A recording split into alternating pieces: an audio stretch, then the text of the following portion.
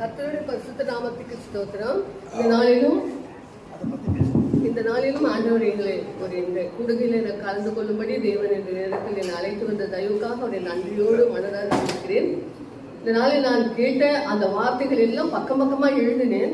அதில் எனக்கு மனதில் பதிந்தது ஜீவ புஸ்தகத்தை பற்றி ஆவியானவர் விலைக்கு ஐயா மூலியமா விலைக்கு சொன்னார். ஜீவ புஸ்தகம் பிதாவின் கையில் இருக்கிறதுன்னு சொன்னார். ஆட்டுக்குட்டியான ஜீவ புஸ்தகம் இயேசு கிறிஸ்துவே சொன்னார்.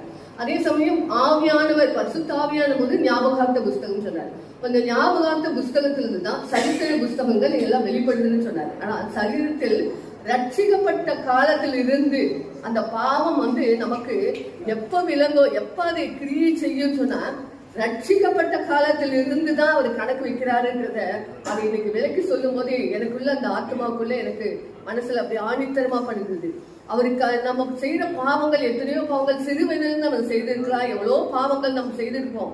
ஆனால் அவர் கணக்கு வைக்கிறது எதிலிருந்து கணக்கு வைக்கிறார் என்பதை இந்த நாளில் நான் புரிந்து கொண்டேன். மிக நல்ல விளக்கமாகவும் அந்த இசைக்கல் அதிகாரத்தில் இருந்து வெளிப்படுத்துற வரைக்கும் ஏசப்பா அவர் மூலயமா பேசி எல்லாவற்றிலும் விலைக்கு அவர் மூலயமா வெளிப்பட்ட தேவனுக்கு கொடான கொடி மனதார செலுத்துகிறேன். நாமத்தில்